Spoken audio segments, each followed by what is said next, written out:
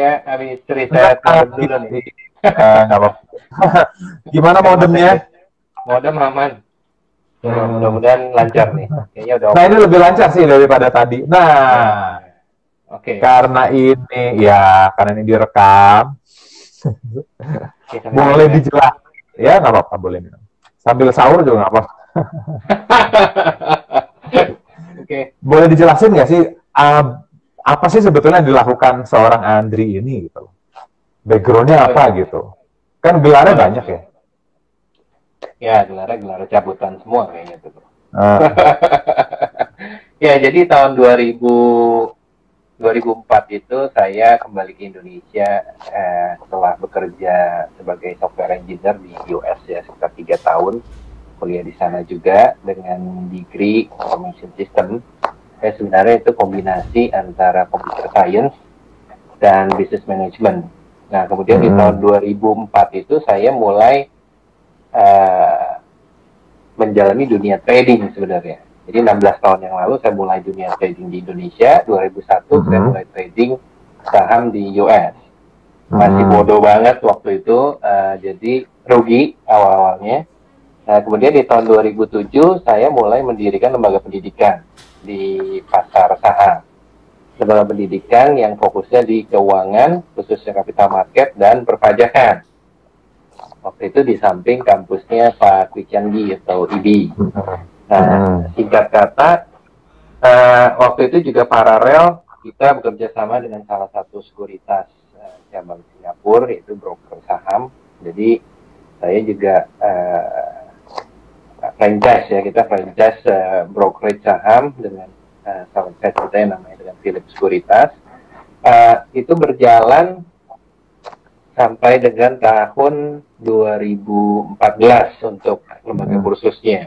Kemudian bisnis modelnya saya rubah menjadi seminar dan workshop. Jadi terakhir waktu kita bikin event di Bursa Efek tuh, bro. Ya itu udah berubah menjadi iTrade Community. Jadi komunitas investor dan trader. Kalau untuk brokerage-nya masih berjalan sampai saat ini, saya masih bekerja sama dengan Philip Sekuritas. 2004 passion saya itu selalu masuk ke dunia bisnis. Jadi saya kerja di corporate world itu di US hanya 3 tahun, bro. Nah, sejak pulang ke Indonesia terus tuh mulai dari bisnis agen properti juga pernah. Nah, macam-macam berarti ya. Ya.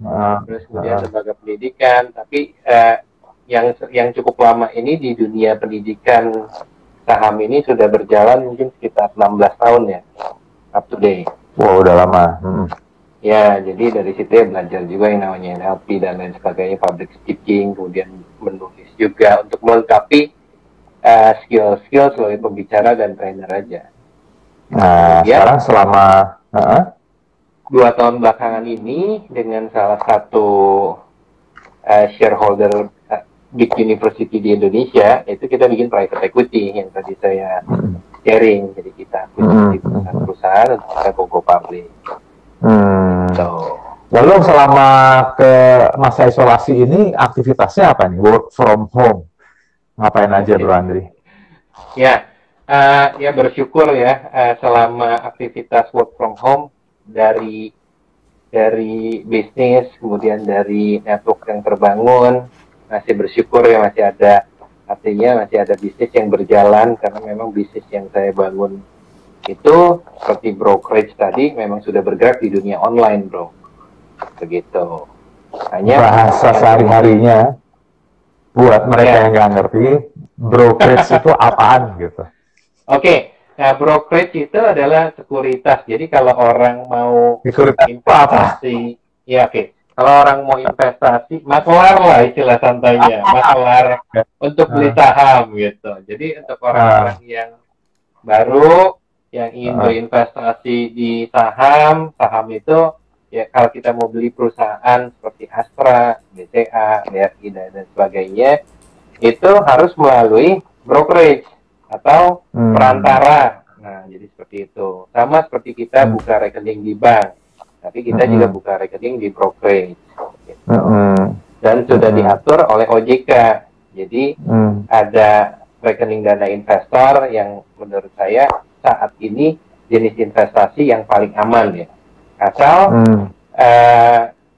asal kita tahu ya caranya. Jadi dari sisi keamanan itu cukup diawasi lumayan ketat oleh OJK. Nah, kalau teman-teman belum tahu ya kan, ada zonanya kan, zona employee, Andri sudah ngelewatin, Ya. ya kan ya. Nah, kemudian zona self-employee, ya kan, mungkin sedang menjalani juga sekarang, kerja sendiri, ya kan. Nah, kemudian masuk ke zona business owner dulu ya, business owner dulu kan. Nah, itu juga sudah dijalani. Kemudian masuk ke zona investing gitu kan. Nah, itu juga. Jadi kurang lebih 4 zona. Sekarang menjalani 3 zona ya, Bro Andri ya. 3 zona, betul. Ya. Karena bukan employee siapa-siapa kan ya. Bukan. Nah, jadi yang nonton partner mungkin ya. Partner ya. Nah, yang nonton ini semua kan mungkin sebagian besar itu masih di zona employee. Nah, bijaksana nggak sih tiba-tiba itu langsung lompat ke zona investor gitu loh? Oke. Pertanyaannya bagus banget. Jadi waktu saya memulai investasi atau mungkin saat itu disebutnya trading ya, trading dan investasi sebenarnya dilihat dari time frame-nya aja, apakah Anda seorang trader atau seorang investor. Waktu itu juga saya masih bekerja. Dimulai saat itu untuk mengenal dunia saham atau dunia keuangan. Cuman waktu itu saya nggak ada mentor, jadi saya langsung nyebur, langsung trial and error. Ya memang ada yang bilang kan mentor terbaik itu pengalaman ya. Makanya kalau menurut kawan kita tuh Mas Ade, orang yang pintar ada yang belajar dari pengalaman. Tapi orang yang bijak itu belajar dari kesalahan orang lain, gitu. Jadi mentor yang terbaik itu ke dunia. Silahkan bro. Mentor yang terbaik adalah belajar dari kesalahan dari pengalaman orang lain. Nah, oke. Tuh, kesimpulannya. Orang lain. Nah, berarti tadi background di edukasi saham. Lalu bisa makanan sehat itu gimana ceritanya, bro? Nah, oke. Nah, kalau makanan sehat ini juga lucu. Jadi 2 bidang ini, bidang investasi, bidang kesehatan, terus karena saya ada background di IT juga, itu paralel tuh. Jadi ceritanya tahun 97 saya berangkat ke US, tahun 99 itu berat badan saya naik 30 kiloan juga. Jadi total sama jadi berapa tuh? Dari mungkin sekitar 99 saat itu ya. Tapi itu gemuk yang pertama. Nah, gemuk yang kedua itu 10 tahun kemudian. Jadi terulang, bro. Gemuk, kurus. Terus kemudian gemuk lagi, terus kurus lagi. Tapi mungkin yang kedua kali karena sudah tahu angkat beban dan diet, kurusnya escape. Jadi lebih lean lah istilahnya. Kemudian di tahun 2018 kemarin, 2019 jika waktu kita akhir ketemu, bro, itu kan masih gemuk banget tuh, di angka bahkan tembus 100. Apa keuangan harus yang utama? Bukan. Keuangan bukan harus yang utama dalam merubah mindset ini, Kak Putra Ideal. Kok yang utama adalah kemauan. Begitu. Jadi bukan cuma keuangan, yang utama adalah kemauan gitu. Iya betul, Bro Andri masih nge-lag untuk ini. Backgroundnya Andri itu salah satunya trader gitu. Cuma hari ini topiknya bukan tentang saham, tapi tentang mindset. Tentang mindset bagaimana memiliki mindset yang menarik ke. Ya oke, kita manfaatkan aja waktu yang tersisa, bro. tinggal 18 menit lagi nih. Iya, ya nggak apa-apa, nanti sesi. Kita buat sesi kedua ya. Mungkin. Minggu depan. Buat sesi kedua ya. Nah, mentor saya menyarankan begini. Dunia investasi itu ibarat seperti high profit, high return. Jadi alangkah ini yang dari saya pelajari ya, Bro Andri ya. Lebih baik kita membangun angsanya dulu, lalu angsa ini punya telur emas, nah telurnya itulah yang dibuat investasi, jangan angsanya. Nah, itu kita bangun bisnisnya dulu. Ya. Atau sebenarnya kalau itu sudut pandang ya bro ya, bisa seperti itu kita bangun bisnisnya dulu, dalam artian kita butuh kapital untuk diinvestasikan. Tapi perjalanan waktu mungkin untuk pemula bisa juga kita memulai sesuatu yang kecil bro. Jadi paralel dibangun. Kalau ibaratnya angsanya juga punya, telurnya juga punya begitu. Tapi mindset yang tadi seperti Bro Romi sarankan juga betul. Jadi kalau mau membangun bisnis dulu, kemudian ada uang yang bisa disisihkan, ya bisa digunakan untuk investasi gitu. Tapi dalam hal kalau yang pengalaman saya lakukan adalah ya saya paralel, saya membangun bisnis, di satu sisi juga saya berinvestasi, cuman mungkin nilainya ya kita mencicil seperti itu. Oke. Nah, sekarang dalam konteks nih pengalamannya Bro Andri yang dulu pernah menjadi pegawai, kemudian sekarang usaha sendiri, itu mindset seperti apa yang harus dimiliki oleh rekan-rekan yang nonton ini gitu loh? Oke, untuk ini ya, untuk pengusaha, kan tadi ada yang nulis nih, pertanyaannya keren nih, apa sih yang dimaksud dengan mindset yang menarik kekayaan? Karena kan kaya bukan cuma uang ya, kan kesehatan, hubungan yang baik, hubungan dengan yang kuasa, ya kan, damai, nggak stres, itu kan juga kekayaan. Begitu. Betul. Nah, jadi mindset itu seperti membangun, ini ada yang nulis nih, jadi mindset itu seperti membangun taman yang indah. Nah, kekayaan itu kupu-kupunya datang-datang sendiri gitu loh. Nah, gimana itu? Harus mindsetnya dulu. Mindset seperti apa sih, ya kan? Ya untuk untuk seorang business owner itu nilai-nilai seperti semangat, kemudian keyakinan, kemudian juga networking atau hubungan yang baik dengan rekan bisnis maupun pertemanan dalam kerjaan, kemudian juga kemampuan kita bicara mindset untuk belajar bisa berkomunikasi ya, itu semua kan penting. Nah, kalau kita bicara energi, kita juga perlu membangun kesehatan atau dari sisi fisik, kemudian dari sisi intelektualnya kita harus berinvestasi di edukasinya juga. Nah, kemudian dari sisi spiritual juga. Jadi itu semua mendukung ya untuk kita sebagai seorang entrepreneur ataupun pengusaha. Nah, mungkin Bro Romi kan ahlinya untuk yang tadi investasi di mindset atau di pikiran seperti itu. Ini saya harus banyak belajar. Nah, boleh dijawab nggak atau dikasih pointer? Apa sih 3 poin penting buat beginner pemula gitu, yang belum pernah berbisnis, terus ingin berbisnis, itu apa itu? 3 aja coba. Ya, jadi untuk teman-teman yang masih baru, yang ingin masuk ke dunia bisnis atau entrepreneurship, itu yang paling penting adalah satu, kita harus open-minded. Open-minded dalam artian kita harus bisa teachable ya. Jadi kita mau belajar dari orang-orang yang sudah berpengalaman atau memang sudah pernah memiliki bisnis dan bangun bisnisnya. Terus yang kedua, hal yang gak kalah pentingnya adalah accountability. Accountability adalah you do what you say.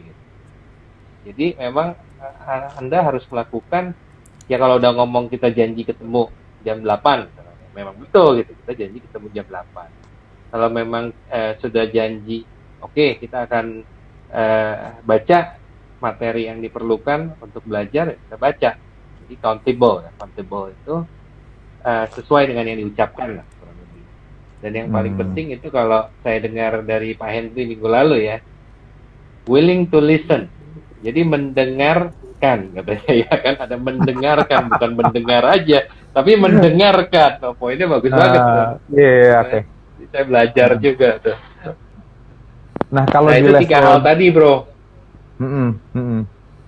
Kalau sekarang sendiri, Bro Andri sendiri di level sekarang itu masih belajar nggak sih? Oh masih dong. Jadi memang prinsip yang eh, cara bekerja otak itu kan by repetisi, bro. Jadi kadang-kadang apa yang sudah saya pelajari di masa lalu mungkin saya udah lupa. Jadi dengan membaca, kemudian dengan diskusi seperti ini, terus kemudian juga mengikuti workshop-workshop sesama praktisi ya, baik di dunia keuangan maupun di dunia kesehatan, itu saya merefresh kembali, saya belajar kembali. Bahkan dengan mengajar pun saya belajar. Jadi yang tadi disebutkan poinnya adalah we have to be willing to learn in anything in our aspect in life. Jadi di semua sisi kehidupan kita memang kita harus belajar terus. Karena yang tadi salah satunya kita lupa terkadang. Dan mungkin banyak hal-hal kecil yang terlewat begitu aja. Jadi kalau dikatakan sampai level kapanpun juga, saya rasa akan terus belajar. Nah, cuman yang paling penting adalah setelah apa yang kita pelajari, kita praktekkan. Itu yang esensinya. Yang tidak mudah itu mempraktekkan apa yang kita pelajari kan. Jadi ilmu begitu banyak, kadang-kadang kalau nggak dipraktekin ya cuma jadi ilmu aja gitu. Nah, penting. Oke. Dulu semuanya dilakukan sendiri atau ada mentornya kalau Bro Andri?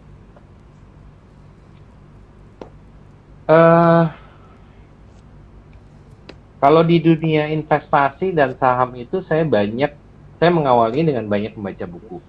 Tapi kemudian pada dalam perjalanannya, karena saya salah satu perintis lah kalau di dunia edukasi pasar modal ini, jadi banyak dari teman-teman yang mengadakan seminar, kemudian workshop. Jadi kita tukar pandangan aja, terus kemudian ketemu dalam misalkan ngopi bareng atau makan siang, itu juga kita diskusi keilmuan seperti itu. Tapi kalau alangkah baiknya kalau untuk teman-teman yang baru memulai bisnis ya, akan ada leverage atau nilai faktor kali, faktor percepatan kalau memang ada seorang mentor. Contohnya kalau di dunia fitness atau gym itu saya ada coach, saya ada personal trainer yang walaupun sebenarnya kalau latihan sendiri bisa, tapi memang beda sekali kalau didampingi oleh seorang mentor yang menuntun ya. Jadi latihannya kita sudah tahu bro, kalau kita latihan atau angkat beban itu kita tahu, tapi untuk push to the limit ya kan, untuk menembus limit batasan-batasan itu kalau kita didampingi, fungsinya mungkin lebih kepada mengingatkan, mendampingi, menemani, memotivasi. Nah itu tuh mentor tuh seperti itu. Saya mengambil analoginya kalau dalam hal fitness ya, progresnya pasti akan lebih cepat kalau kita ada seorang mentor. Daripada baca buku sendiri ya. Daripada baca buku sendiri ya. Baca buku sendiri, trial and error, itu pasti akan memakan waktu lebih lama. Tapi kalau misalkan kita baca buku, kemudian kita nonton YouTube, kemudian kita berlatih, kemudian ada mentornya, wah super banget. Oke, berarti audio, visual, kinestetik, semuanya digabung ya? Semua, betul. Betul. Nah, sekarang di era seperti corona begini, gimana nih caranya biar bisa dapat mentoring yang bagus, yang memang mentor niatnya ngebantu? Sekarang kan banyak bisnis itu shifting ya, dan karena memang kondisi seperti sekarang di-push untuk transform ke dunia online. Jadi banyak bisnis yang memang collapse atau banyak bisnis dan banyak orang yang kehilangan pekerjaan, kehilangan income. Mau tidak mau kita harus mengikuti trennya, yaitu masuk ke dunia online. Ya kan? Tapi di samping itu pun kita perlu memiliki mindset, mentalitas yang positif. Kemudian kapasitas kita juga harus diperbesar dalam artian misalnya kemampuan untuk berbicara, public speaking, kemudian goal setting, kemudian juga bagaimana menjaga stabilitas mood atau emosi kita, karena kan ini pressure-nya semua orang dalam kondisi fear ya bro ya, dalam kondisi ketakutan kehilangan pekerjaan, ketakutan tidak ada bisnis. Tapi sebenarnya kalau kita positive thinking aja, bisnis itu shifting, ya kan, uang itu pindah dari satu industri ke industri yang lain. Contohnya industri online masih sustain, masih bertahan. Industri makanan, siapa yang nggak butuh makan? Industri kesehatan dan obat-obatan saat ini masih bertahan karena memang dibutuhkan. Nah, jadi emang sebagai pebisnis atau entrepreneur ini kita harus kreatif aja di industri mana yang masih kita bisa bertahan atau masih ada opportunity seperti itu. Terus juga kita perlu mengatur prioritas dalam artian, oh ya, ada waktunya tetap berolahraga, ada waktunya kita membaca. Nah, itu aktivitas yang saya lakukan. Ada waktunya kita sharing atau diskusi seperti ini. Jadi justru saya melihatnya saat-saat seperti sekarang ini justru kita harus maksimalkan untuk mengembangkan diri, ya kan? Nah, intinya dari pertanyaannya bagaimana, kesimpulannya ya mau nggak mau salah satu media yang bisa digunakan seperti ini, sosial media. Kemudian banyak ada Zoom juga yang bisa kita lakukan. Jadi sebenarnya cara melakukannya aja yang berubah. Yang tadinya kita harus bertemu, tapi kita menggunakan dunia digital untuk komunikasi. Seperti itu aja, bro. Nah, jadi tadi ada nanya. Ada yang nanya, gimana sih cara menemukan mentor yang tepat? Ada pepatah, the right teacher comes when the student ready. Indonesianya apa, bro? Oke. Indonesia seorang guru akan datang ketika Anda siap. Ya kan? Nah, contohnya begini. Ya kan? Kita kenal mungkin udah berapa lama ya, bro ya. Tapi mungkin saat itu saya belum siap. Tapi ketika saya siap, ya ketemu aja energinya gitu. Oke, ini saatnya mungkin momen yang tepat. Karena apa ya? Mungkin karena kondisi seperti sekarang kan, COVID dan lain sebagainya, kita harus di rumah sehingga mempertemukan kita lewat dunia digital kan begitu. Jadi iya, jadi ya kalau ada kesempatan ya terus saja mencoba ya kan, karena kalau kita bicara mentor mungkin kita bicara chemistry juga ya. Apakah saya ini sama seperti ketika kita memilih personal trainer kan, itu kan bicara chemistry aja. Secara pribadi. Menjawab nggak, bro, kira-kira pertanyaannya? Menjawab. Sebetulnya banyak wisdom dari Bro Andri yang bisa dipelajari ya. Kayaknya harus bikin lagi nih kita. Siap. Kayaknya harus ada sesi yang lebih spesifik ya, bro ya? Iya, dengan provider yang lebih kuat dalam wifi. Oke. Kayaknya saya harus tambah provider deh. Itu buat backupan. Minggu depan kita buat lagi ya. Oke. Boleh. Ya, nanti kita bahas yang lebih detail lagi.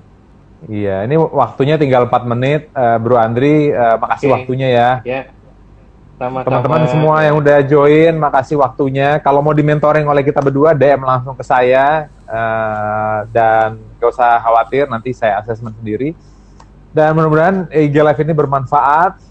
Dan Bro Andri, terima kasih sekali lagi waktunya. Sebetulnya banyak yang bisa dipelajari ya. Mudah-mudahan di depan kita lanjut lagi ya. Kita lanjut lagi, siap. Thank you, bro. Bye. Bye. Di Binaraga.net, kami selalu percaya bahwa setiap orang pasti bisa memiliki tubuh yang ideal dan sehat. Dengan subscribe, like, dan share video ini, Anda turut membantu membangun Indonesia sehat dan kuat. Salam Jelas Fitness, saya JP.